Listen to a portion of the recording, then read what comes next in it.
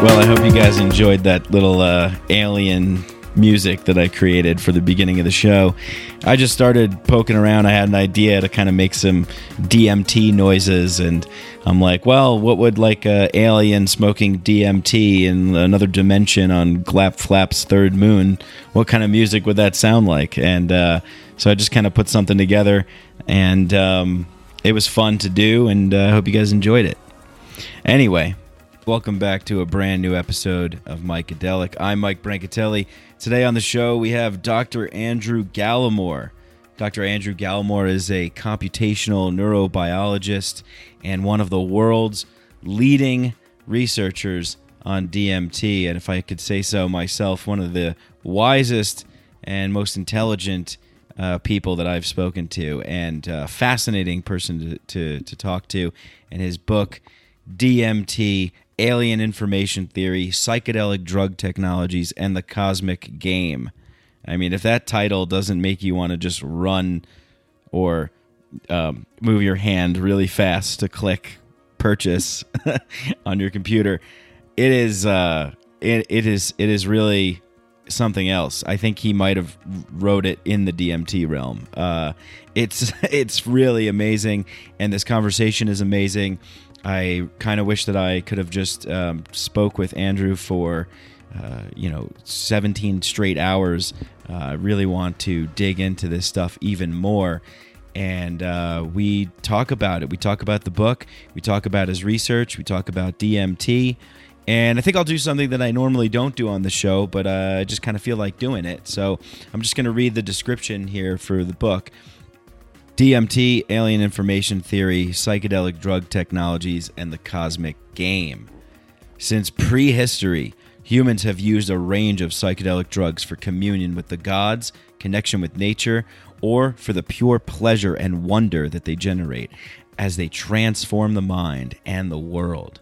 But one natural psychedelic in particular towers above the rest in its astonishing power to replace the normal waking world with a bizarre, alternate reality replete with a diverse panoply of intelligent alien beings.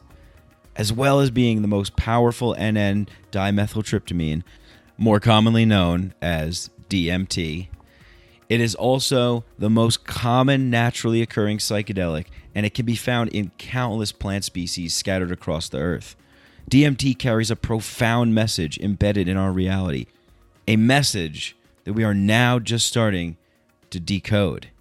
In Alien Information Theory, neurobiologist, chemist, and pharmacologist Dr. Andrew Gallimore explains how DMT provides the secret to the very structures of our reality, and how our universe can be likened to a cosmic game that we now find ourselves playing. Gallimore explains how our reality was constructed using a fundamental code which generated our universe, and countless others, as a digital device built from pure information with the purpose of enabling conscious intelligences such as ourselves to emerge. You will learn how fundamental digital information self-organizes and complexifies to generate the myriad complex forms of organisms that fill our world, how your brain constructs your subjective world, and how psychedelic drugs alter the structure of this world, and how DMT switches the reality channel by allowing the brain to access information from normally hidden orthogonal dimensions of reality. And finally, you will learn how DMT provides the secret to exiting our universe permanently, to complete the cosmic game, and to become interdimensional citizens of hyperspace. Alien information theory is a unique account of this hidden structure of reality and our place within it. Dr. Andrew Gallimore draws upon his diverse range of disciplines, including neuroscience, computer science, physics, and pharmacology, to carefully explain these complex ideas, which are illustrated in the book with a full-color pixelated display and diagrams throughout. So, buckle up and prepare for this awesome conversation. One of my favorites ever, and one of my favorite books, for sure. There's so much to learn. There's so much to know, and I love the unknown. I love the things that make you scratch your head and wonder and keep you up at night and keep you thinking when you're talking to someone and they're kind of boring and you're thinking about something else. You're thinking about this. It's, this stuff never leaves your mind. If you've had really profound experiences that stick with you, that you're exploring other worlds, getting other messages, interacting and interfacing with other constructs of reality. Man, where do we go from here? It's the future looks bright when you see people like Dr. Gallimore coming out with things like this, and of course Rick Strassman as well, and many others in the field. But Dr. Gallimore has really got something unique and special here, and it is just such a pleasure to be able to have the privilege to speak with him and share this with you guys. Okay, well, the conversation. So Dr. Gallimore was coming at me from Okinawa, Japan, and I've been using Zoom and Skype and back and forth, and I don't know what's going on. There's some weird dips that happen in the conversation. It gets better at the end, and the quality gets better, and the conversation really gets.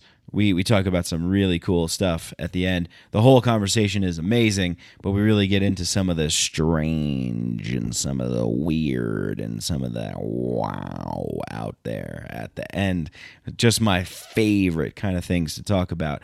Like I said, when we were getting into that area of the conversation, I was like, man, I just want to go for another couple hours here. But we'll have him back on the show. We will have him back on the show. Let me know what you think. Send me your messages. Send me your feedback. Go to my website, mikebrank.com, BRANC, and drop a little line in the contact form there. Let me know what you guys think. If you like the show, if you love the show, if you want to support the show, go on to Apple Podcasts, leave a 5-star review.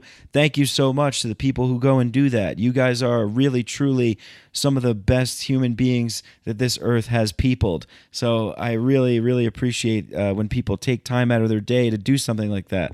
I'm not the kind of person that always does those things, and I only do it when I really, really care. So it tells me that you guys must feel the same way too. It takes a little bit of effort to go on your phone and click a couple buttons. I know it's not so easy, right? Even when you hear me say it all the time. But if you can do it, it helps the show tremendously. So thank you so much to Girls Just Want to Have Fungi. Love the name. She says, such a great podcast. So grateful to have stumbled across this web series. Such a wonderful thoughts to work to. Appreciate you. Thank you. Well, that's very nice. I appreciate that very much. Indeed, Spice Girl says, love it. Just listened to the Healing with Mushrooms episode. I learned so much. Definitely give this show a listen. The production and audio are great. Oh, well, hey, thanks. I mean, I try my best, even when we have technical difficulties like we did in this episode and a few other episodes. I work hard to try and edit it and make it sound audible for you guys. It's really, really important for me. And I really always want to know if you're listening to the show and it doesn't sound good, let me know. Please send me honest feedback. I really appreciate that. Great show. Love listening. Keep up the great work from Shaffatrat. And John Guzman says, Mike was one of the first podcasters that I've listened to in regards to psychedelics. I've been following him for some time now and have been so much improved and have seen him so geez, talk about a place to stumble. I've improved so much since his early podcast. Yes, that's true. Thank you, John. I appreciate that very much. I constantly am paralyzed with fear and paranoia and dread that things that I said in the past aren't aligned with things that I said in the future, and someone's going to cancel me over that. So yeah, my ideas have evolved. I'm going to do a solo cast about that as well. I have a lot of thoughts, opinions, and ideas about all kinds of things, and some of the things I was saying just a year ago, 2 years ago, 3 years ago, they're not what I believe anymore. So I think it's always really, really good to constantly keep questioning, constantly keep investigating, constantly keep asking yourselves, what is this? Do I believe this? Is this true? Because we're human beings. We're malleable. We're flexible. We're nimble and adaptable. We're not stagnant in our ideas. And if you feel like you're becoming static in your ideology, it could be a sign that it's toxic. It's time to kind of always check in and evolve. I always scratch my head when we look at people and we say, well, you said that in 2010. Well, yeah, 2010 was a totally different time, and I was a totally different person. This is 9 years later, man. You got to evolve. So anyway, thanks, John. And then he goes on to say, his love for his work shows, and if you're into psychedelics or spirituality, I strongly recommend this podcast. If you love it, become a Patreon and join the Secret Society group. Oh, perfect. Okay, cool. I won't read any more reviews. I'll just segue to that. Yes, please. I don't want to have ads on the show. I just don't. And I'm not doing a good job of promoting the ads that I have. Yeah, they're good companies, and I use their stuff. And yeah, you guys could probably benefit from them too. But I hate being like, hey, if you guys want some CBD, go to hemp, whatever. I hope they don't hear that. No, but seriously, I hate shilling. I don't like it. So if you like the show, go to patreon.com/MikeBrank, BRANC, and you can become a patron of the show for just $1 a month. If everybody who listened to this show donated $1 a month, I wouldn't have to do anything else but work on this show, and that would be fucking amazing. You would literally make my dreams come true. And then I could go into just finding better guests and doing better research and creating better things. I really want to do that. Now, I know I'm not trying to put the burden on you. As the show grows, more and more people will, take those Federal Reserve notes that are just burning holes in their pocket and throw them my way. That would be nice. But for now, if you do what you can, if you like the show, share it. You know what to do, whatever. Yeah, and of course, if you like the show, you tell people about it and all that stuff. You don't have to have other people tell you what to do. When you like something, you just do what you do when you like it. But to subscribe, that helps, and share it as much as possible. And let's just kind of spread this message. Let's spread this information. Thanks. Anyway, sponsors and all that jazz, they'll be at the end of the show. And what else did I want to say? I don't know. The podcast is great. Well, without further ado, Dr. Andrew Gallimore, DMT, Alien Information Theory, Psychedelic Drug Technologies, and the Cosmic Game. Psychedelics are illegal not because a loving government is concerned that you may jump out of a third-story window. Psychedelics are illegal because they dissolve opinion structures and culturally laid down models of behavior and information processing. They open you up to the possibility that everything you know is wrong. We don't need new laws that control our consciousness and rigidly place it in a prison. Cognitive liberty. The fact that as adults, if we're not hurting anybody else, we should have the right to explore the contours of our own consciousness without any mediation or legislation on the part of somebody else. Reject authority. Authority is a lie. Or is it perception? Information is power, but we have to seize the opportunity. The opportunity. Interchanging mind control, come let the revolution take its toll. If you could flick the switch and open your third eye, you'd see that we should never be afraid to die. Rise up and take the power back. It's time a fat cat's had a heart attack. Awesome. So, I mean, where do we begin? There's so many amazing things. So, due to the kind of limited time that we have, I kind of want to dive deep. Is that cool with you? Absolutely. Let's go. All right. Nice. So, I figured we could start with First of all, your book is beautiful. Thank you very much. Yes, it's amazing. And I love that you chose to go with the pixelated art. It's it's very, I think, fitting. I saw, I think, a talk you did. Maybe it was at Breaking Convention where you were explaining the Conway game. And that was in Boulder. Boulder. Okay. Right. Yeah, Yes. Colorado. Oh, medicinal mindfulness. Yeah. Yeah. Exactly. Right. Great. Yeah. I love those guys. I'm friends with a couple of people associated with them here. So great. Yeah. So I would like to let's start with the title of the book. And I figured what we could do is, my audience, I think, is pretty familiar, but I think how familiar can you really be with DMT, even if you've done it a couple times, whatever, even if you've done it more than a couple times, right? Like, I'm sure you're still scratching your head on some things, right? Certainly, yeah. Yeah, exactly. It's a bit of an understatement. So let's start with the title of your book and go through it, and we'll do DMT. What is that? And then we can kind of move on to the other parts of the title, if that's okay. Yeah, sure. Great. So DMT. Yeah. Yeah. So DMT is, to put it in its most general, is one of the so-called classic psychedelics. So it falls into the chemical class of the tryptamines, which include psilocybin from magic mushrooms. So psilocybin from magic mushrooms is actually very, very close related. Right. 4-phosphoryloxy dimethyltryptamine, which actually converts to psilocin in the body, is the hydroxy. Got an extra oxygen in the ring. So that's very closely related. LSD is also a tryptamine, but it's much more complex. It's more highly decorated.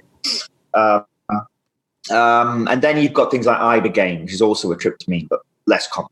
But basically, these tryptamines they're all derived from tryptophan, which is one of the essential amino acids in the body.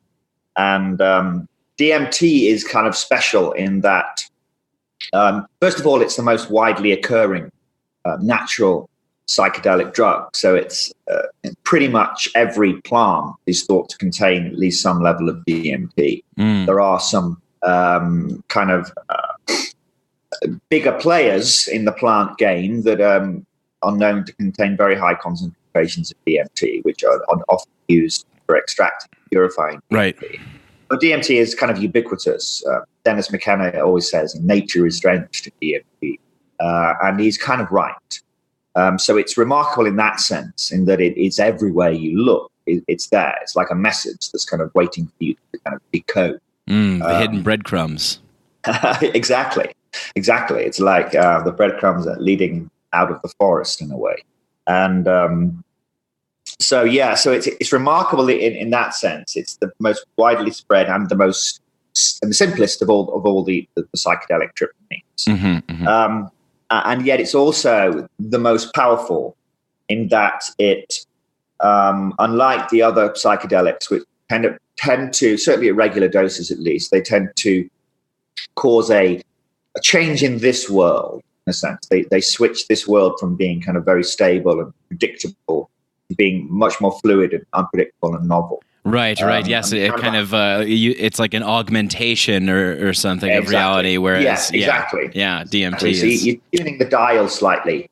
It's just slightly out, and so the world changes. But with DMT, it's kind of different. It's like you're switching to an entirely new channel. It switches the brain essentially from constructing your regular waking world into constructing this extremely bizarre alien reality that bears absolutely no relationship whatsoever to this world. And that, as we'll probably get into from a neuroscientific perspective, is actually quite confounding. And in my opinion, having thought about this for many years now, from a neuroscientific perspective, is really quite confounding and quite challenging to explain. And it's such as you explained, it's one of the simpler molecular constructions, but it's one of the most profound. That's kind of confounding to me too. You would think, it's kind of counterintuitive almost. Like you would think that the more complex it would be, the more intense it would be. But this seems to be. Do you have any like thoughts on why that might be? I mean, your intuition there is kind of leading you in the right direction. I mean, there is a principle, kind of a rule of thumb in pharmacology that says that simple drugs that aren't complex tend to bind to lots of things quite weakly. So alcohol, right? Very simple drug. It has lots of effects in the body, quite wide-ranging effect, right? You know, when you have a couple of drinks, you might feel a bit lively and a bit talkative. A few more drinks, you might fall asleep. And then there's effects on your motor skills as well. You might start to stumble or slur words if you've had too much to drink, right? So it's a very dirty drug. Now, LSD, on the other hand, is a very complex drug. And this binds very, very tightly to just one receptor, basically. Not entirely true, but it's quite specific. Because it has lots of kind of hooks, if you like, chemical hooks that it can bind to. So it binds in a very particular way. Now, DMT sits kind of towards that other end in that it's very simple. And we would expect it, just looking at it, chemically to be a very kind of dirty, messy drug. We'd expect it to cause lots of side effects. You know, you might expect dizziness or disorientation or nausea or, you know, all of these kind of side effects, but you don't. It seems to be a very, very clean drug, both pharmacologically and also psychologically. Terence McKenna used to say that in a funny kind of way, it doesn't affect the mind. That you enter this bizarre alien world, and yet somehow you're completely clear-headed. And it's like, you know, someone has literally just switched the channel. So that, to me, suggests as well that there's something a little bit special about DMT, that the human body and the human brain has this natural kind of relationship with DMT. And that's borne out, of course, also by the duration of action of DMT. It's very short acting. So the body is very happy to kind of break it down very, very rapidly and remove it from the body. Right. Yeah. Why do you think that is? And with drinking ayahuasca, which I'm kind of more familiar with, I've drank ayahuasca more than I've smoked DMT, but containing DMT, the DMT lasts longer because of the monoamine oxidase inhibitor in the brew. Why do you think that it's designed that way to be so kind of quick acting? And I know that you're working on kind of this extended state model too, which is really interesting. Maybe we can get into later. What's your maybe speculation as to why that would be the case? Well, I mean, there are a couple of answers to that. I mean, the kind of the orthodox position is simply that DMT happens to be very, very rapidly or very efficiently metabolized by the specific enzymes in the body. So there are, as you mentioned, monoamine oxidase enzymes. So these are responsible for breaking down natural neurotransmitters, such as serotonin. The serotonin is one of the most important neurotransmitters or neuromodulators in the brain. And these have to be broken down very, very quickly because, when your brain is releasing these compounds to have a specific effect, the brain has to work quickly, really. When it releases a chemical into the brain, it needs to be able to clear it very quickly as well. So these enzymes are very, very fast.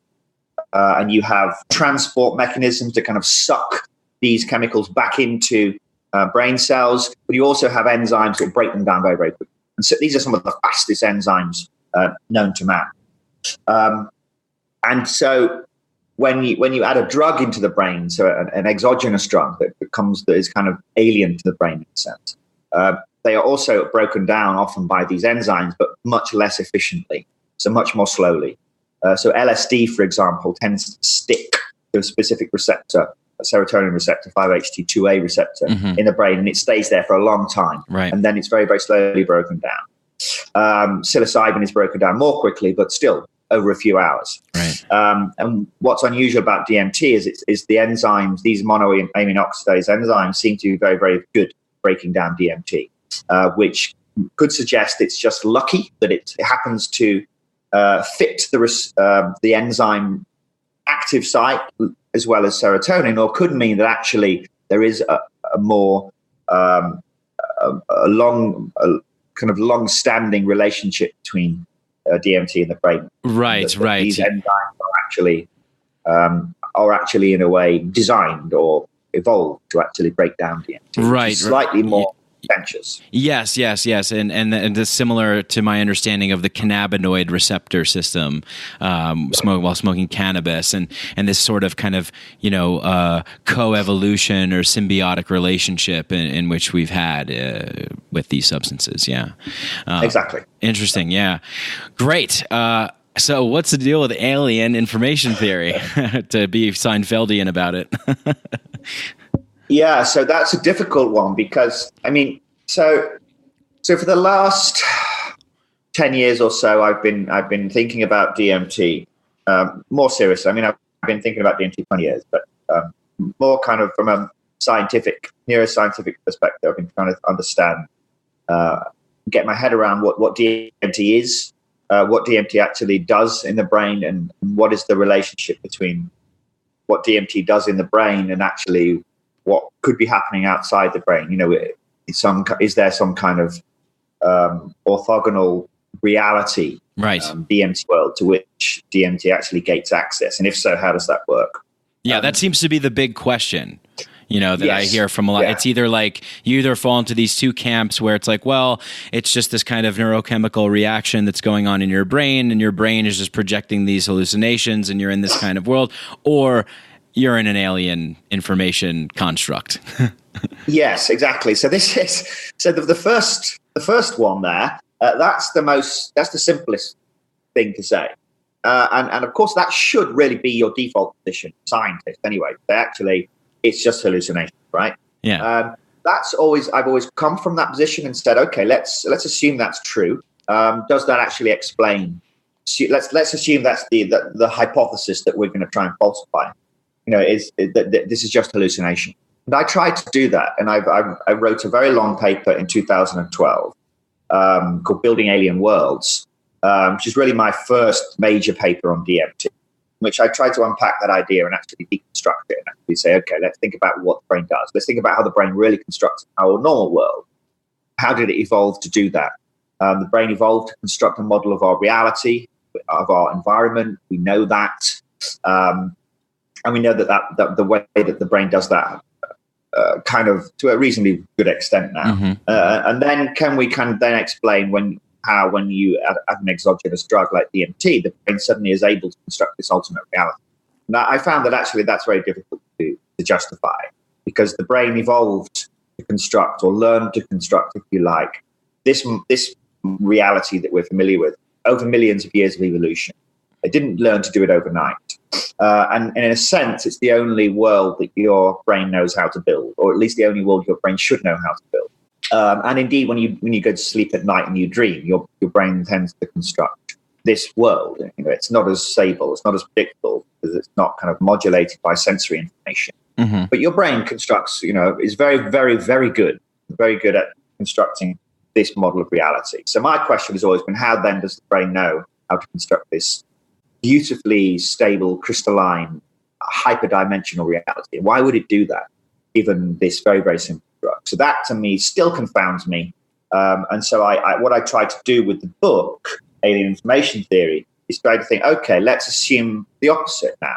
Let's assume actually that DMT does gate access to this orthogonal reality, this DMT space. Right. How could that work?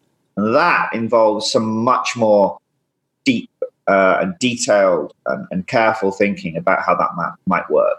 Yeah. And the question really is, if it's true that this DMT world exists, and there's no reason why there shouldn't be parallel realities somewhere, even ones infested with machine elements, no reason why they shouldn't exist. Right. No sensible physicist would ever discount that. The difficulty, what I call the data input problem, is that if this world exists, how does taking this simple drug allow you to access that world? And that question really is, how does DMT allow information from that world to flow, alien information to flow from this alien reality? And this is basically why this book is called Alien Information Theory. It's about thinking about how does the brain construct reality normally from information, and the brain receives information from the environment, sensory information, and it uses that to kind of help it to construct this model of reality.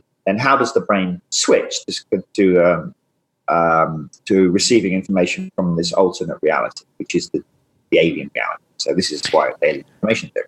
Right. Yeah. Yeah. No, thank you for explaining that so clearly. And I'm inclined to kind of, I mean, I believe that, I have to say that I believe that because I've had those experiences. I've had experiences where things have happened to me on very high dose mushroom sessions, in high dose ayahuasca ceremonies, and DMT as well, where I spontaneously just started speaking Sanskrit. Never knew it before. Never knew. Yeah, never. It just happened, and wow, I had this Did you record it? I wish. Unfortunately, they didn't allow recorders in the room at the time. But I kind of go into this in my podcast a little bit more. I've told some of these stories, but and the other one was I had this sort of like past life regression, if you want to call it that, where I was in ancient Egypt, but there was advanced technology, and I had seen this like black floating orb, and then I told someone about this, and they were like, "Oh, that there's like a theory that there's this thing that." And it just kind of blew my mind.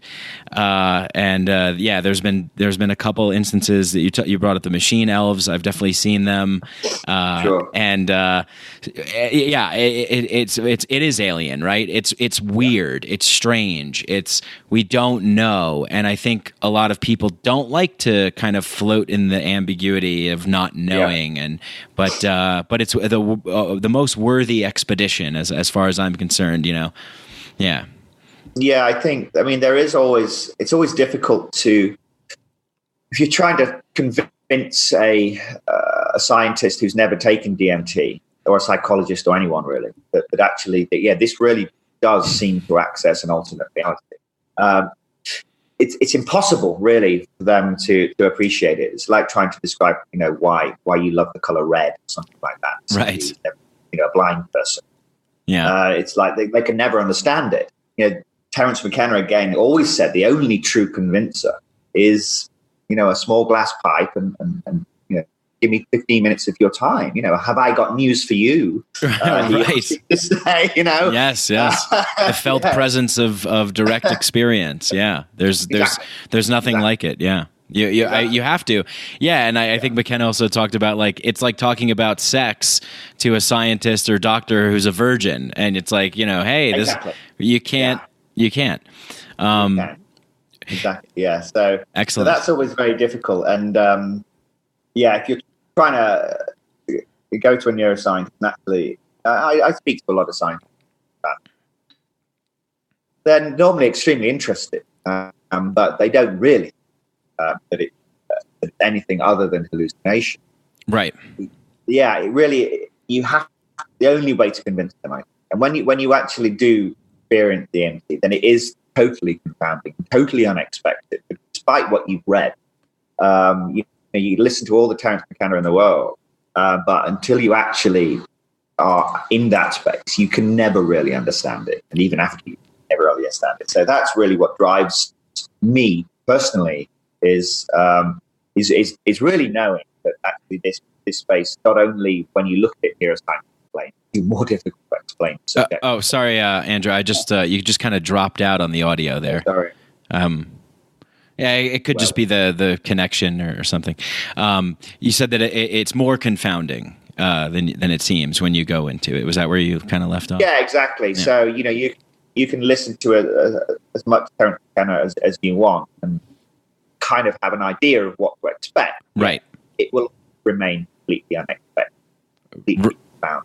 Yeah, right. Like the explorers of old, wanting to venture to the new world across the ocean. Right. They didn't just sit in Portugal and say, well, we kind of get it. There's land over there and people, It's like, no, you got to go. You have to go. You got to go. Yeah. Yeah, exactly. Yeah. So that's always been my position. You've got to go. You've got to go. Psychedelic Drug Technologies and the cosmic game. Love it. So do you think you see DMT as being a sort of psychedelic drug technology, maybe a mediator or a funnel or a tunnel to some other kind of constructed world? Maybe that has something to offer to us or is trying to communicate to us in some kind of way, and DMT is the tool that allows us to access that. Is that right? Yes, I think I take DMT very seriously in a way, in that I do believe that it should be treated as a technology, that we can develop it as a technology. And that, yes, I believe it's a message that has in some way found itself implanted in our reality, and a message that is kind of, I describe it as like an intelligence test. It's everywhere. Everyone can see the message. Every time you plant, you're holding it in your hand. And yet it requires a great degree of technological and cognitive sophistication to actually identify DMT as this tool, this technology, to isolate it and then to learn how to use it. And that's the kind of phase of this cosmic game, if you like, that we find ourselves within and playing. We're towards the, well, it's difficult to say whether we're towards the beginning or towards the end of that. We've certainly progressed beyond kind of phase one of that. We've known about DMT now for 60 years or so. The first trip with pure DMT was in the 1950s, but we've been stuck within a certain way of using it for the last 30 years. I'm sort of starting to think we should push out that now and start to really think about how DMT should best. The glass pipe is not the be all and end all of DMT. Right. But yeah, I mean, before I get into that, one second. I'm sorry, Andrew. I don't know why this is happening, but there's like a kind of a dip that's going on. It's really strange. Yeah, I apologize. I apologize for that. I mean, you would think that we can land a man on the moon, but we can't have a good Wi-Fi connection. Tell me about it. Yeah. Okay, I'm sorry. Hopefully that won't happen again. If it does, I'll just have to ask you to repeat yourself. I'm sorry. No problem. Yeah. That's fine. So, okay, right. Yeah. This is the cosmic game that we're playing here. And I love the like game theory, and looking at things in terms of game rules and gamification. In a lot of ways, it just makes sense. And so we mentioned something before about like the brain has always been constructing worlds. And so if DMT is this psychedelic drug technology that is allowing us to access a different world that has been constructed, who constructed that world? Yeah, that's a good question. So on the hot seat. Yeah. So, I mean, in the book, I describe what I call this cosmic game, and this idea that our reality is emerges from information. So some kind of fundamental digital code from which this world, what I call the grid, as well as countless other worlds of same dimensionality as our world. And basically the idea is that if you want to construct a universe, a reality, what you wouldn't do is try and kind of design it so that somehow intelligent beings evolved, emerged in that world. What you would do is basically encode all possible worlds and then see which ones produced what you were hoping for, which is conscious intelligence. So in a sense, our reality is one of countless numbers of realities that are used to kind of incubate, if you like, conscious intelligence. And we find ourselves within one of those slices of this higher dimensional system. So we are kind of one lower dimensional slice of this higher dimensional system, I call the hyperspace. And once we emerge as conscious intelligence within our slice, our grid, the game then becomes to to escape that, to actually transcend this lower dimensional system and enter the high dimensional system, which is the hypergrid. And DMT is this technology that has been embedded, really a type of code that's been embedded within our reality, that acts as this tool, this intelligence test, the test of the emergence of conscious intelligence, because it requires conscious intelligence to actually discover and utilize this tool. So that's why DMT is present, that it has this role essentially of allowing us to transcend this lower dimensional system and enter this higher dimensional system. And the book really goes into a huge amount of detail in explaining where our reality came from and how that relates to this higher dimensional system. Exactly what DMT is doing. I'm sorry, Andrew, one more time. I'm really sorry. It's dipping and then your voice is getting muffled, and I would hate to have not high quality audio for people because I want them to hear what you're saying here. But hopefully it's fine now with just the audio. Yeah, I mean, it's probably like the Illuminati New World Order just trying to smash out the conversation. They don't want to give people the information. Well, anyway, I mean, it was fitting that we were talking about technologies, right? And this kind of material constructed technology. I don't prefer this. I prefer the DMT technology. So maybe that's a good segue to hop back into where we were talking about the cosmic game and the role of DMT in that game, as you were laying out how you explained in your book. And these interviews are always quite tricky too, because it's like we don't want to give too much away, because read the book. It's a fantastic book and really aesthetically pleasing as well as intellectually enriching. So be sure to everyone that's listening, go and get this book, Alien Information Theory, Psychedelic Drug Technologies, and the Cosmic Game, and dig into it. It's not like a cinder block, it's a good 200 and so pages. So that's always nice, to hear as well. And amazing too, an amazing feat to kind of put all of that into those pages.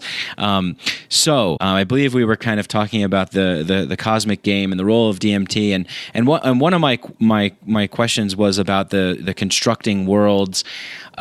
Maybe we could get a little bit into that, about really, because I think a lot of what you're doing here isn't necessarily about like this drug, the substance, the psychedelic effect per se, but more about how the brain constructs worlds and where these other worlds are and why they are, and what does it all mean, and what does this mean about the nature of our reality, right? Exactly, or what we think of reality, general consensus reality versus all these other kinds of ideas of reality or experiences of things that are hyper real. Right. Yeah. I mean, the brain is basically it's an information generator. Your brain that's what it's designed to do, or that's what it evolved and emerged to do, is generate information. The brain is special, and it generates a very particular type of information that manifests as your phenomenal world. So when you open your eyes and see the world around you, that world is constructed from information. It's hard to appreciate that because you're embedded within it. You're seeing that information kind of from the within. But you can point out and say, look at the different textures, look at the different colors, look at different forms, the distances, the interrelationship between objects. These are all encoded as information in the brain. So your world, under all circumstances, is constructed from information. Mm-hmm. That's if I could just jump, because that's a great point to make, because really that is sort of what's happening here, is that we're constantly trying to process information, and through this meat computer that we have in our heads and really make some kind of construct out of it, right? Like, okay, there's something here, and it's this information processes that's going on, this kind of proliferation and exponential change in our environment, the novelty, the diversity that we see, and how do we kind of contend with that and build something that's accessible to us or makes some kind of sense, right? Because when you're in the DMT realm, it's like being blasted with like all of the information that's ever existed in the history of time and space into your head at the same time, and you're like, whoa, how can I can't comprehend this, slow down. Exactly. Yeah. I mean, you're right there. The brain is is processing and computing and just trying to make sense of the information that it's receiving, and to predict the kind of information that it's going to receive next. It constantly has this model of reality that it's constantly testing against sensory information. And yet the information from the outside world never really enters the brain. The brain is always, your world is always constructed from the information that your brain is generating. And to go even deeper than that, one of the central theses of the book is that the reality itself is fundamentally constructed from information. That I say something in the book: everything is a manifestation of the complexification of information. Mm. That fundamentally, at the ground of reality is digital information, and that this information complexifies it. Everything is a manifestation of the complexification of information. That's great. You got it. That is brilliant. That makes me think of something that I was talking about the other day, and I wonder if maybe we can riff on this a little bit. How sort of, we look at the world that we're kind of living in right now, and obviously this world has been built, and I'm a big fan of Graham Hancock, where he speaks about, we have severed our connection to the plant spirit world, the psychedelic world, the mystery and the awe of the cosmos, and our connection to it, and everything in that way. And since that kind of mainstream severing, that we've manifested a complexification of sort of for lack of a better word, like an egoic material construct. And maybe by getting more information about the DMT space and in extended state studies, or mapping the DMT realm, as your paper talks about, and what can we manifest in this world from that information? Yeah, I agree with you entirely. I think we've become,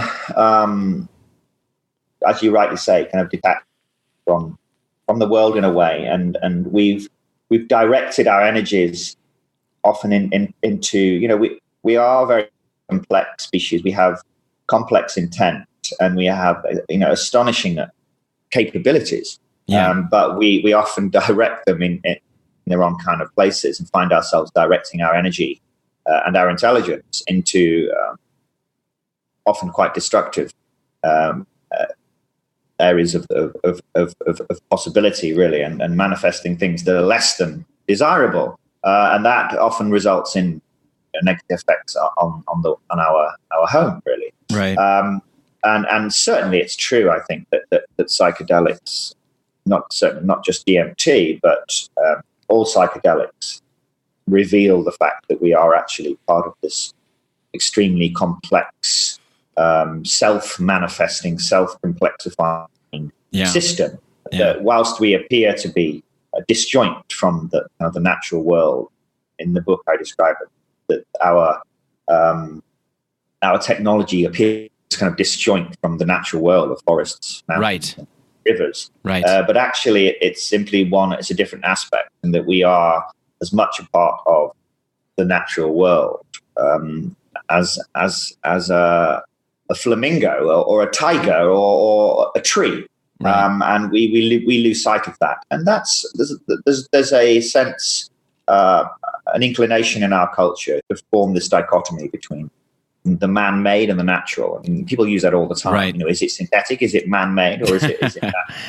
Right. Of course, it's a completely false dichotomy, because man is part of the natural world. Man and woman and everything in between is part of the natural world, and we have to understand that it's impossible. Alan Watts used to describe this beautifully. If you want to describe a person, you have to describe the floor upon which he stands. Mm-hmm. Then you have to describe the air that he's breathing. Then you have to describe these trees that are producing the oxygen. Then eventually you can't describe a person without describing everything, and so this very deep fundamental relationship, which can be described, biologically, and is not going into any alien worlds at all.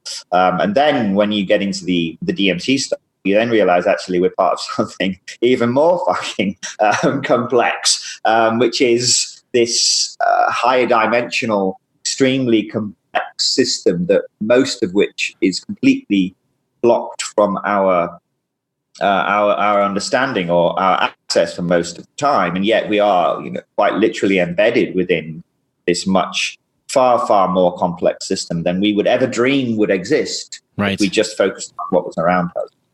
Right. Yes, and I have to think that there's some kind of reason for this interaction.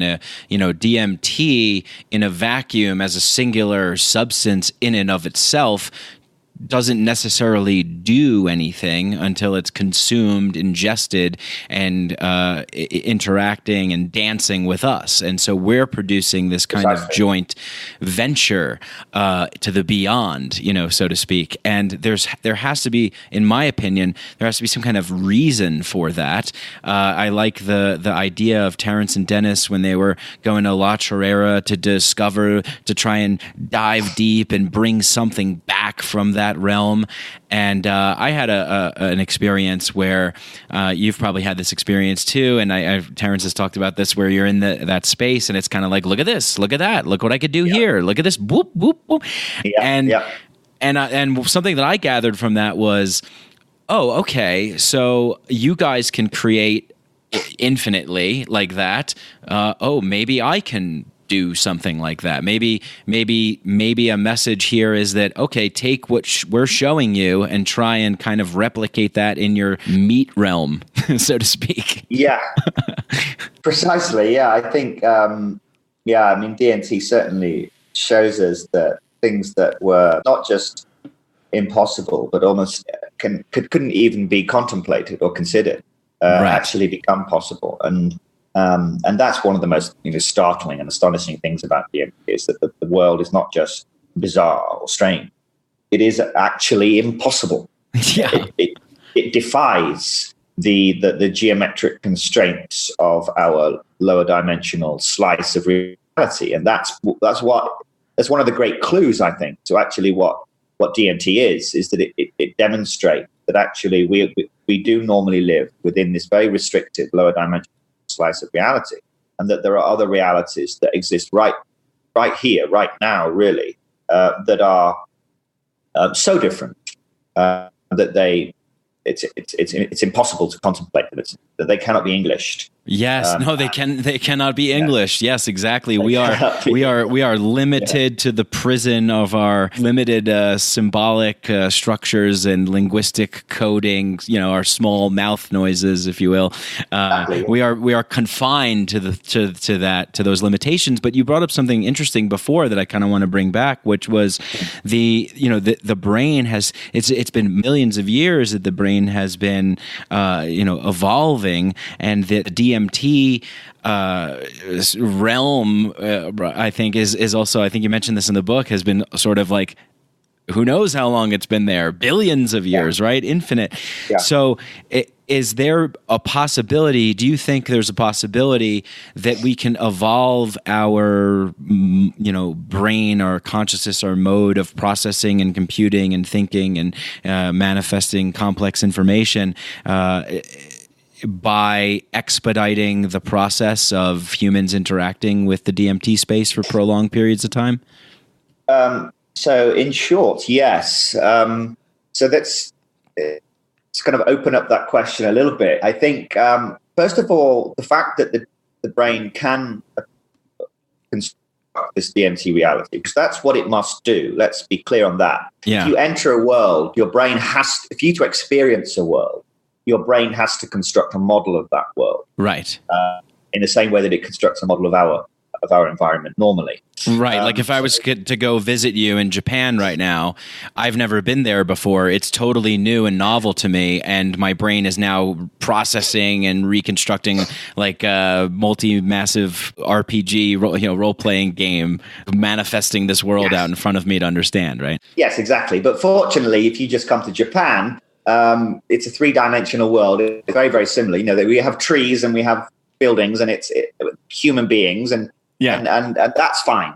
But what's very difficult to explain is how the brain constructs a higher dimensional reality, a reality that has no relationship to this earthly world, or even within any world with our universe, really. That's extremely difficult to explain. Yeah. So really, how does the brain do it? How does the brain make sense of it and actually form this very, very coherent, cogent, crystalline, clear structure, which is experienced as the DMT world? That's very difficult to explain, which has always suggested to me that actually there is this longer standing relationship between DMT and the brain, in the sense that we have been there at some point, and the brain has already learned in some way to construct that DMT space. Right. There's a precedent. Yeah. Yeah, exactly. And you get that feeling. People experience profound deja vu when they go into DMT. Yes. Despite the fact that it's so bizarre and so strange that it somehow seems familiar. And I've suggested there's a couple of possibilities there. I've suggested in an earlier paper a few years ago that perhaps DMT is what I call an ancestral neuromodulator, and that DMT actually used to be released in very high concentrations in the brain at specific times, such as during the night, for example. So I suggested that perhaps the ancestral form of dreaming was actually a time during the night when DMT would be released, because serotonin levels actually drop when you go into REM sleep.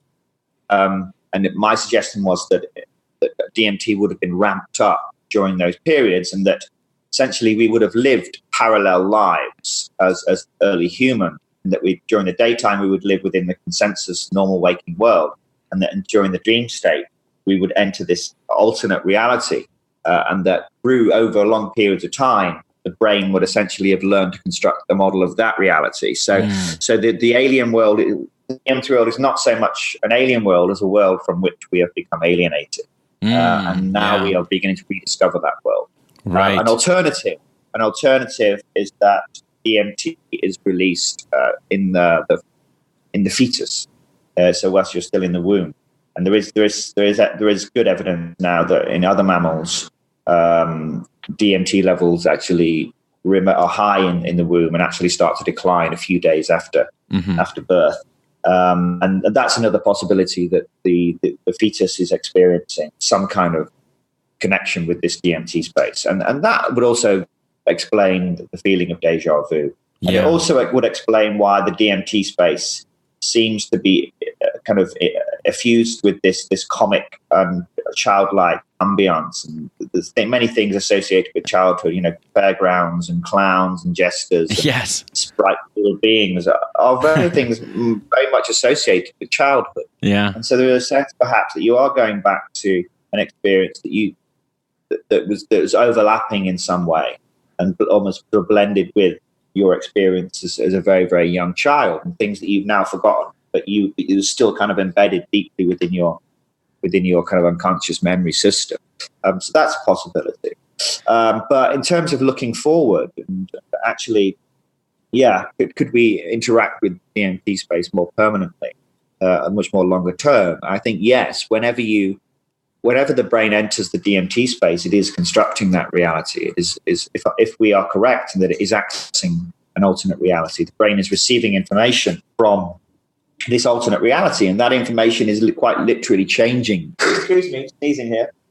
Bless you. That information is quite literally changing the brain. The brain is constantly changing in response to, it's constantly updating its model of reality, receives information, testing that model against the information receiving, and that involves actual structural changes to the brain. The connections between brain cells is updated, and if you spend enough time in the DMT space, that's going to happen as well. The brain is actually going to start to improve its model of the DMT space, and the DMT space should, over time, if you are able to spend more than just 5 minutes in the DMT space, but actually able to spend hours or even days within the DMT space, the brain can actually start to reconfigure itself, that the DMT world should start to stabilize. Wow. And, when you first go into the DMT space, it's often quite like a roller coaster, and you're kind of flying through this highly, rapidly changing, complex procession of imagery. But over time, it does start to stabilize. But normally, by that time, you're kind of dragged back out again as the effects wear off. Right. And so this was the rationale behind my idea, which ultimately resulted in the paper I wrote with Rick Strassman, on actually trying to extend the experience in a very stable, controlled manner, so that you could bring someone into the DMT space and then hold them there for as long as they wanted, whether it be half an hour or half a day or half a week or, any particular time. Yeah, 10 years, yeah. 10 years. And we could actually be in this lower dimensional space we find ourselves. Could be one of those experiments that we will find ourselves popping it back into this alien laboratory, and they will ask us, what was it like in that world? And we'll say it was weird.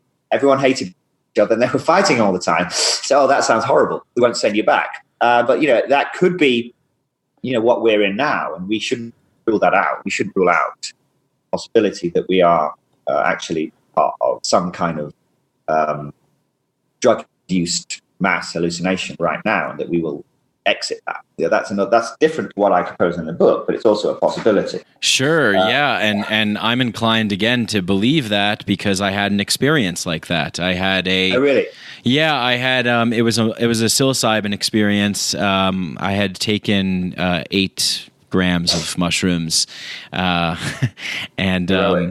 I was kind of psychonauting pretty hard and investigating, doing my own research according to the McKenna model of 5 dried grams in silent darkness. And I had this experience where I popped through into this kind of control room place. And to be honest, it looked exactly like waking up in like have you ever seen the show Westworld? Yes, I've seen like the first season. Yeah. So in the show Westworld, these robots, they're in the theme park, but then there's the control room center, the kind of laboratory where they sometimes take them in and fix the robots and then send them back out into the park.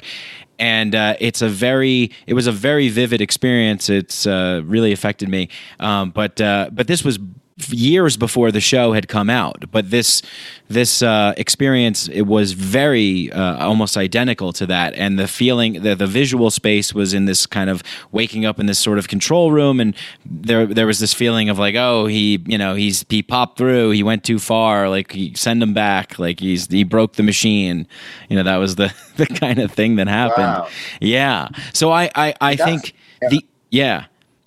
Yeah, well, I was going to say, I was a friend of mine described also on magic mushroom on 5 dried grams. He described popping out and being in like a pod and like a transparent pod and kind of sort of aliens, lots and hundreds of thousands of pods all around him. He popped out and woke up in this pod, and there were aliens around him, and they were explaining to him they were bringing him back to maintenance. So that's exactly the experience you were basically describing. Yeah, in the sense that we are kind of avatars, in a sense, experiencing this world, but actually we're back. It's kind of Matrix, it's Westworld, it's these are very kind of science fiction ideas, but who knows?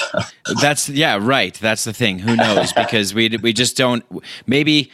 Do you think that we can know, or that we will know, or that it's a possibility to know? Maybe not now, but in the future? I think one has to go in with that attitude that one can know. Otherwise, what's the point, right? I mean, if we assume, we just say, okay, there's no way we can possibly know. We just have to cast our entire reality into this epistemic black hole and say it's nothing we can drag from it. But I think we have to go in with the assumption that, if DMT is this tool, is this technology, then it must have a purpose, and we should try and use that technology as best we can and enter that space with the aim of actually finding out what is going on, and with the assumption that it's possible for us to learn. So that's always been the assumption, that this is a game, that you play, and that there is ways of winning the game, in a sense, or to progressing to the next level of game, whatever that might be. Right. And I think we should do that by taking DMT as a technology and trying to develop it as such. Right. To understand it, study it. Exactly. Yeah. Advance in it. Yeah. Exactly. Let's see where do I want to go with this? Would you want to kind of get into a little bit about? Actually, you know what? Why don't we do this? What would you like to talk about? What would you like to tell people? I have like I said, an audience of people, maybe people that are just starting to get into this and just starting to understand it a little bit, that are really kind of curious and interested. Are there any kind of particular things, your kind of go-tos that you really like to kind of talk about, maybe that we didn't get to, and you can kind of share those things as we kind of head to wrapping up?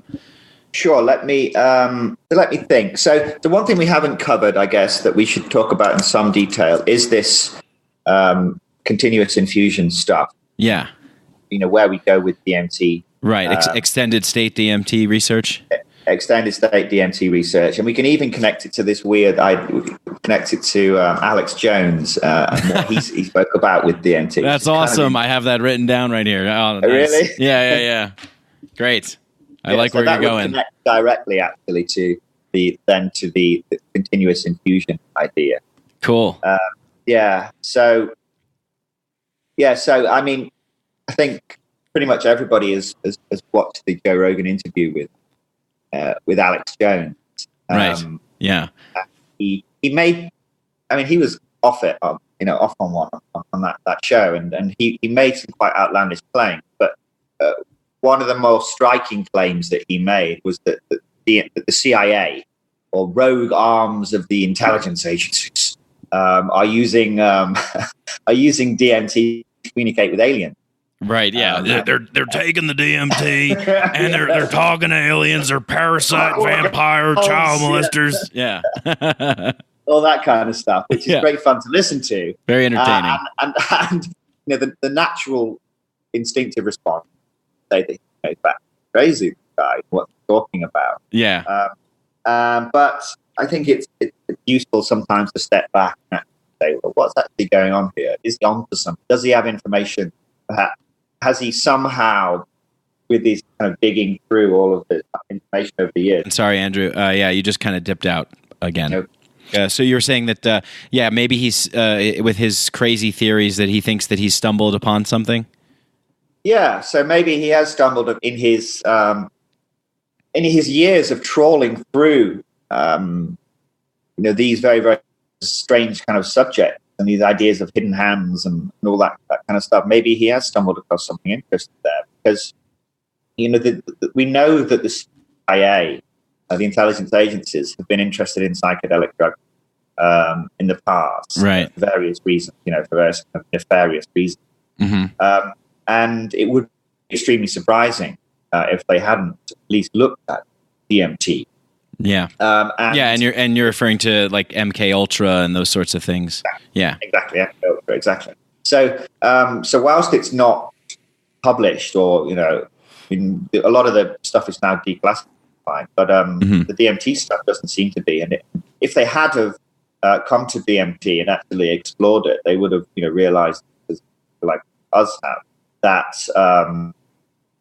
there's something extremely strange going on there. Yeah. And if they began to take it seriously and actually start to explore it, it wouldn't be entirely unsurprising. It wouldn't be totally surprising if they had actually developed it in some way as a technology, and that they were actually able to enter this space for much more prolonged periods and actually have established stable communication with the entity. Now, whether it mean making intergalactic deals and that kind of thing, as Alex Jones says, I'm not sure. I think that imagination might have gotten away with him a little bit there, but the idea that they have established stable communication with these entities is not completely outlandish, and it's certainly, well, for me personally, I don't regard it as outlandish, because that's something that I think humans should be aiming towards. I think we should be looking towards establishing stable communication with these beings. Say, let's take them seriously. Let's take them at their word. Let's assume that they are conscious, intelligent. They're not just figments of our imagination. They're just, hallucinations being scuttling from the unconscious. Let's accept the premise. Yeah. Yes, and then we go, okay, what can you tell us? What information can you give us? Let's try and establish communication. And so if the CIA had done that, then they would be in a state by now, this going back from the 60s and 70s, they would be in a state now where they would perhaps have got this down very, very well, and that we're just beginning now to rediscover the kind of technologies that the CIA would have been using for decades. So I'm not saying that Alex Jones is correct, that he's right. What he's saying is true at all, but I'm not so eager to laugh at him and say that he's completely crazy. And I wrote, as soon as that podcast came out, I wrote a long article on my blog at my website, buildingalienworlds.com, where I actually discussed this. So that links in kind of nicely with my one of my current interests, which is in developing DMT as this technology for extended communication or extended journeys within the DMT space, which I developed with Rick Strassman, of course, with the idea that we can kind of get past this very brief jolting journey into the DMT space, where you kind of burst into their realm, look around wide-eyed for 5 minutes, then kind of dragged back out again. Thought, it's kind of rude. Yeah. For one thing, it's kind of impolite to burst into somebody's reality. Yeah.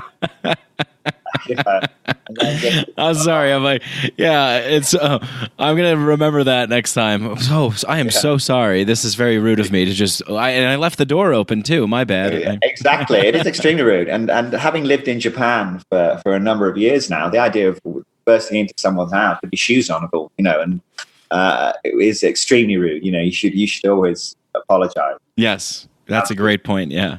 Yeah, exactly. So I think we should kind of do that in a sense, in a kind of high dimensional sense.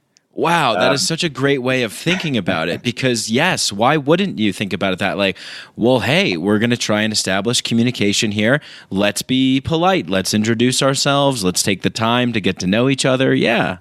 Yeah. Excellent. Exactly. I think we can bring some of these manners, some of the better angels of our nature, and actually bring those into this DMT space, and I think they will serve as well. So I thought, what is a way of actually extending the DMT state in a controlled way? So I'm not talking about ayahuasca, right? You can certainly enter kind of the kind of like DMT state for extended periods, but ayahuasca is not extended state DMT. Ayahuasca is it's a different drug, really.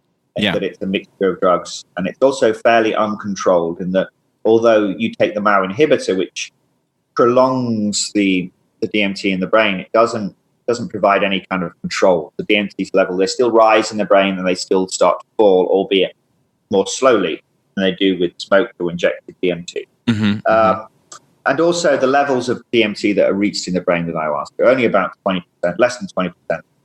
Than you reach with a breakthrough dose of pure DMT, whether you smoke it or inject it. Right. So we're talking very different levels here. We're talking different orders of magnitude, an order of magnitude kind of different kind of experience here. So it occurred to me that these properties we spoke about earlier, these kind of unique pharmacological peculiarities that DMT possesses, very brief action, the fact that it doesn't have subjective tolerance, which is something that Rick Strassman demonstrated in his study in the 90s, that you can inject someone with DMT and then inject them again 30 minutes later, 15 minutes later, or an hour later, they would have the same intensive experience. Right. And you can do that several times. So there doesn't seem to be this subjective tolerance, which is quite, again, it's another one of these interesting characteristics of DMT, which separates it out from other drugs or the psychedelic drugs.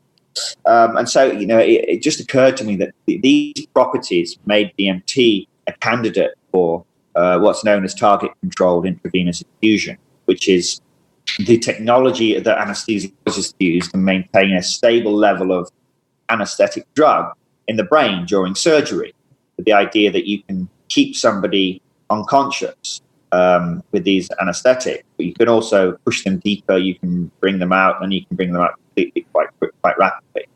So rather than giving a long-acting drug, you give them a very short-acting drug, but actually infuse it into their bloodstream using a program infusion device.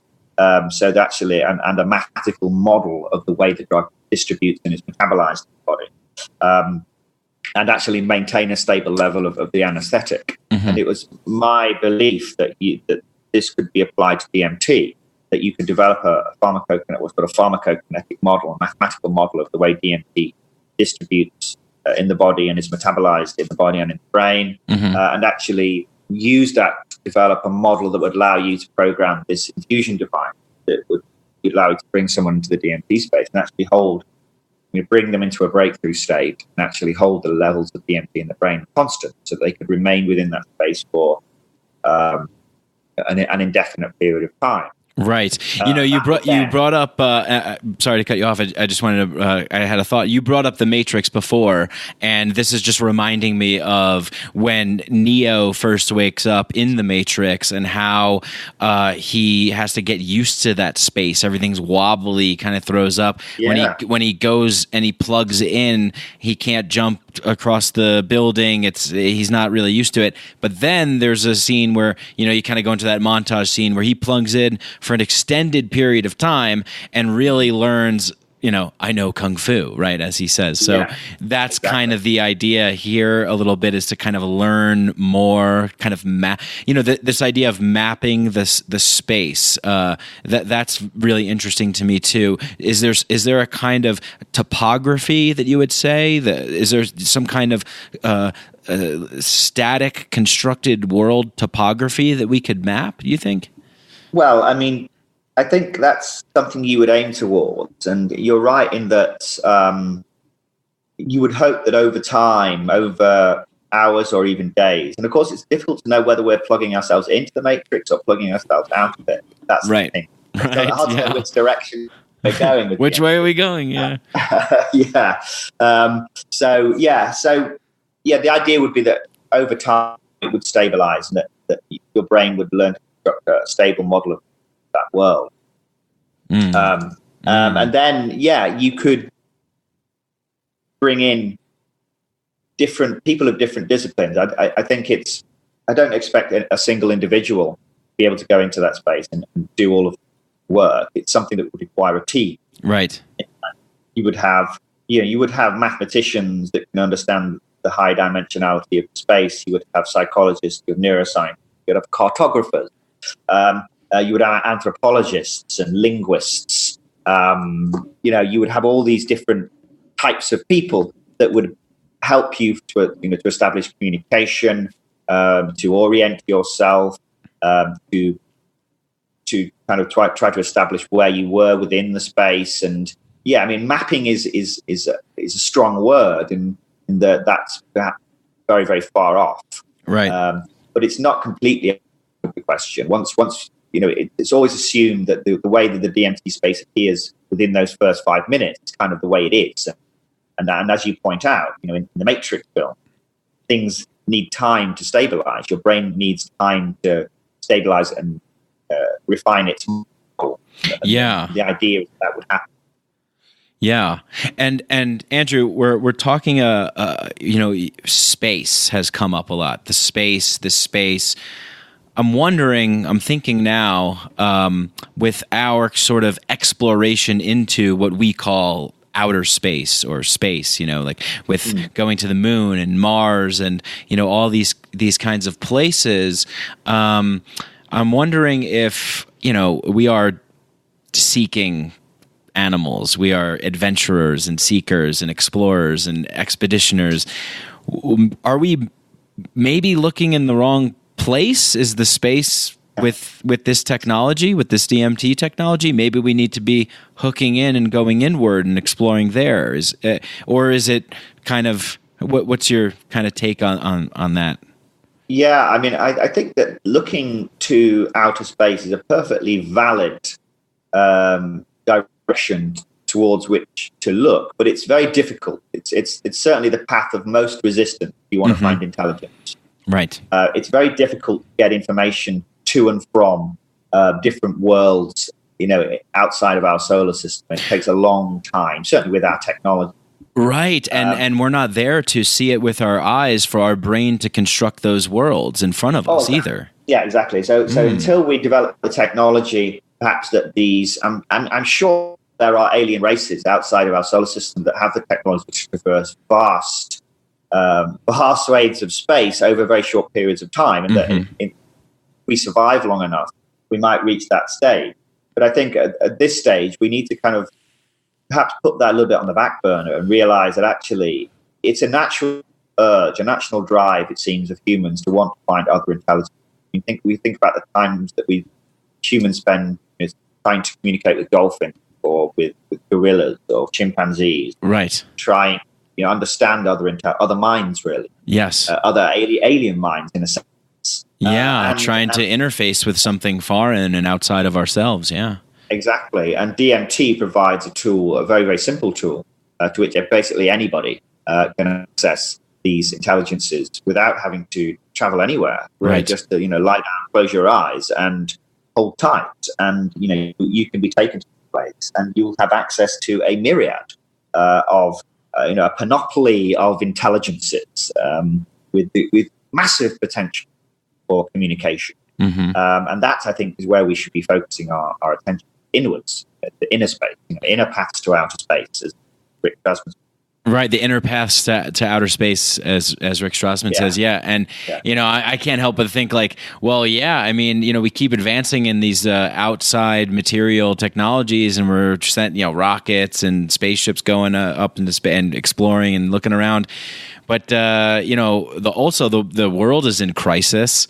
Maybe if we don't go inward to kind of look at this space and hopefully allow it to inform how we construct our reality and build worlds, we might not have a world anymore. We might blow ourselves up or something. So, I was speaking with James Gesso, and he expressed on his podcast Adventures Through the Mind, and he expressed some kind of ecological concern that shouldn't we be directing our attention to the natural world rather than directing our attention to trying to escape the world, in a sense. And that's kind of a valid, interesting point. But first of all, I don't think that these are mutually exclusive. I don't think that focusing our attention inwards, the DMT space, somehow means we have to neglect our natural world. It might lead to a greater appreciation of it. Yes, exactly. But there is, if you take my idea seriously, Terence McKenna used to say the earth is the cradle of mankind, but one doesn't remain in the cradle forever. And other people have said that if all the humans died out, that the earth would flourish. And so one can think, we wouldn't be here. That would suck. That would suck. But the point is, Mike, is that we would indeed have left the cradle. And that actually, if we take this idea seriously, that the earth really is just the cradle of mankind, that we're not meant to be here forever, and that we are meant to cast off our kind of material body, enter into this alternate space, that perhaps DMT is the secret to that. Yes. So the secret. Yes. Yeah. I didn't know if you wanted to get into that, because I was thinking maybe, because you were talking about, this coded reality, this coded existence in which we're in, right? This game, and it's a code, and we're plugging in, and we're playing, and we're moving things around, and it's like, where are we going, and what are we doing? Yeah. And so, that's the secret to existing in our universe, to complete the cosmic game, right? And as you say, to become interdimensional citizens of hyperspace, right? Exactly. Yeah. So it's perhaps possible that there does come a point when an intelligence that emerges on a planet or in a world kind of loses its compatibility with that world, and that we should actually realize perhaps, that our buildings that we construct, these kind of metallic, glistening structures that we seem to secrete almost, that seem totally disjointed, totally alien. We secrete them, we kind of do, right? Yeah. In the same way that bees secrete, in a sense, they can secrete their honeycomb, their hive. Yes, great. We kind of secrete these crystalline, geometric, shimmering structures that grow outwards, and that perhaps we should realize that there comes a point when we need to leave this place behind because we're no longer suited. We've outgrown it, and that we're only going to trash the place. Imagine trying to keep a baby in a cradle for too long. Eventually, it's going to smash the thing to pieces and destroy it. And And in a sense, that's perhaps what's happening. In a sense, it feels slightly darker. Some people are talking about getting back to nature and getting back to a kind of basic, kind of more, coexisting with the natural world. Whereas perhaps I'm describing something very, very different here, is actually that we accept that we've outgrown this world, and that we actually need to leave it behind and leave the world then to flourish, and then perhaps another species to reach that kind of level of intelligence in our absence. Because we certainly dominate this world, and there's the idea that any other creature could emerge and develop this technology, I think, would be extremely unlikely. So perhaps, we need to make space, and that DMT is perhaps that tool for us to permanently escape this reality and enter, as you say, permanent citizens of hyperspace. Yeah. Wow. I mean, I just have so much. My neurons are just like wanting to jump out of my ears because I have so much to say. But I want to be conscious of your time. How much time do you have left? Do you have another maybe like 10 minutes or so? No problem at all. Awesome. Yeah. So this is a fantastic idea, and I like it. I do. I like it a lot, because if you think, and you mentioned Alan Watts before, I'm a huge fan of Alan Watts, and he says that a tree apples and an earth peoples, right? And it's like this kind of infinite creation, and emergence of conscious life that forms in random ways all over in infinite space and time, everywhere. So why wouldn't we be in some kind of larva stage, in some kind of cocoon stage where we're emerging and becoming something else? That's really interesting, and I like that idea. However, it also kind of frightens people a little bit. I hear a lot of people, talking about, well, like, I don't want to be some kind of cyborg, or I don't want to be some kind of machine. But I don't necessarily think that's where you're going, is it? No, not at all. I mean, but what I think the criticism that I've got is that the idea of leaving the body behind is frightening for people, because it resembles the kind of the Christian idea, or the religious idea generally, of the soul leaving the body, which of course is associated with death. Yeah. And even though Christians espouse the idea that we go on to another world, a better place, it's still within our deeply embedded in our consciousness the idea that death is something horrible, and the idea of suicide, the idea that you would deliberately leave the body permanently and enter. Because that's really what we're talking about here. This is not, it's a game, but it feels like something much, much, much more serious here. Yeah. That you're actually leaving your body behind. And that's what people have been. Now, I've got some quite ferocious criticism, is that, am I promoting suicide? Am I suggesting that people, the whole purpose of their life is to commit suicide using DMT? And no, I'm not suggesting that. What I'm suggesting is that in the future, that humans should be, as a generally humans, not individual. I'm not suggesting that an individual here should himself up to DMT until he dies, with the hope that he's going to be transferred into the DMT space. No, what I'm suggesting is that in the future, as many other people have suggested, humans will leave our earthly body behind, and that DMT might be the secret, might be the technology that will facilitate that transition. But this is something that's going to happen in the future, and as a project with as the global community, in a sense, in that humans more generally would achieve. It's not something that that individuals should do or see themselves as being, that's the purpose in life, is to commit suicide with DMT. This is not the case. So you're not starting a DMT suicide cult. Got it. Noted. On the record. Not happening. We'll clear the air with that. So have you seen the movie Contact with Jodie Foster? Oh yeah, years ago, yeah. So I'm thinking of that now, and because she's getting these plans from this other space to build this machine. They're getting these like signals from the far reaches of outer space or multidimensional space, wherever it's coming from. Build this machine, and so they build this machine, and she hooks in and she goes there. and she's in this kind of otherworldly place. Is that kind of what you're talking about? Like we're in the future, the more that we can learn from this space, the more that we can investigate and research and think critically and openly about it, that the more that we can kind of maybe develop the plans for body exit? Yeah, exactly. And I think that this continuous infusion and establishing communication with these intelligences is the first stage. Right. I don't think it's going to be as simple as, you hook someone up to an infusion machine and then keep them there for as long as possible. I think there's going to be it's going to be more complex than that. This is the first stage, is to establish communication and actually access their world for extended periods of time. And then, the instructions will come, so to speak. That's how the game is played. Right. You have to have someone on the other side that is actually explaining, how do you actually build that machine, whatever form that might take.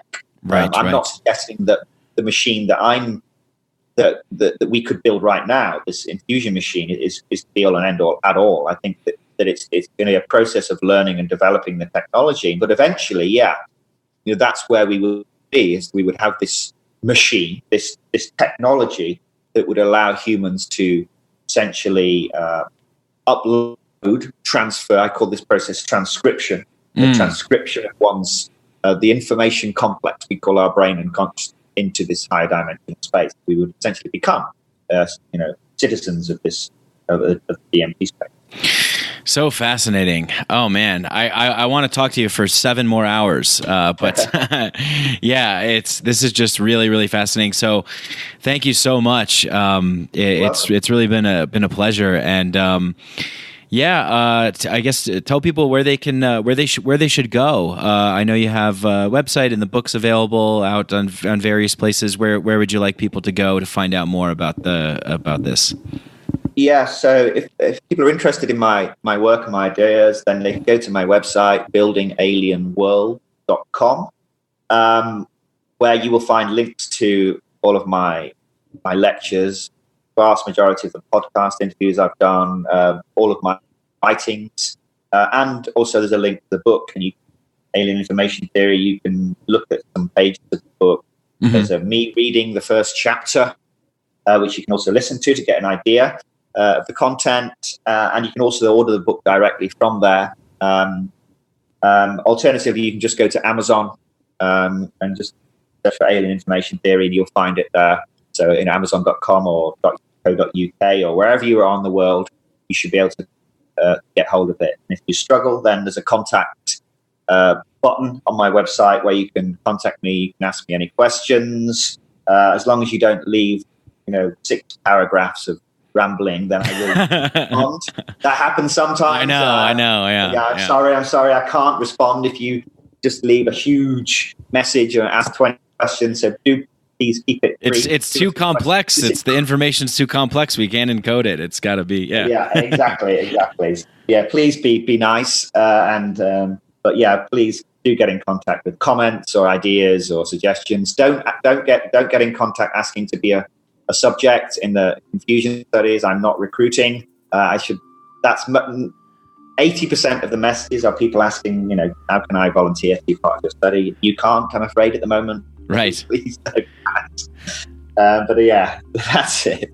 Well, yeah, I mean, you're such a pleasure to speak with, and you explain these things in such a clear way and an easy way to understand, and drawing upon like all of your background and putting it into this work gives you a very unique perspective with a very stimulating and pleasant aesthetic feel as well, which I value.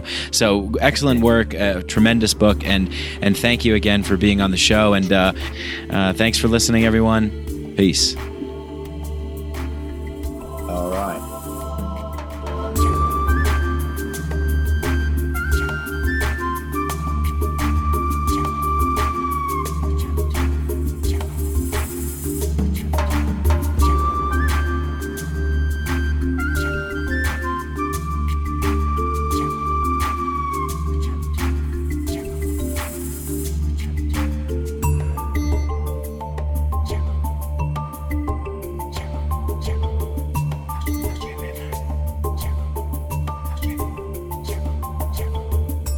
Hey, I hope you guys enjoyed that conversation as much as I did. Hope you guys like these podcasts and enjoy them. And if you do, please spread the podcast, share it, tell a neighbor, tell a coworker, tell a friend, tell a cat, tell a mouse, tell a dog, tell an ant, tell a firefly, tell whoever you tell. Share it, spread it, like it, all that good stuff. If you really love the show, you want to go a step further, you really want to help us out, leave a 5-star rating and review on Apple Podcasts, and go to patreon.com, Patreon/Mike Brank, and patreon.com/Mike Brank. And you can donate as little as $1 a month, $2 a month, whatever you want. Help support the show that way as well. But remember, I love you guys no matter what you do. I just love that you tune in and you enjoy these podcasts. Message me. I like hearing feedback. Get in touch with me on Instagram, Psychedelic Podcast, Mike Brank on Facebook as well. And thanks to our sponsors, Synchro and Hemp Bombs. If you want a discount on ketogenic and plant-based nutrition products, go to Synchro and type in the code Mycadelic at checkout to get 20% off. And they have amazing ketogenic chocolate fudge called Keto Mana that I have all the time because it has like no sugar and carbs in it. So it's great. And it's delicious. And if you want CBD, go to hempbombs.com and get 15% off all your CBD needs, I guess. And just enter the code Mike15 at checkout. But thank you once again to everybody. Thanks to Danny Barnett and Galaxia for the music, the intro and the outro. I love you all. Peace.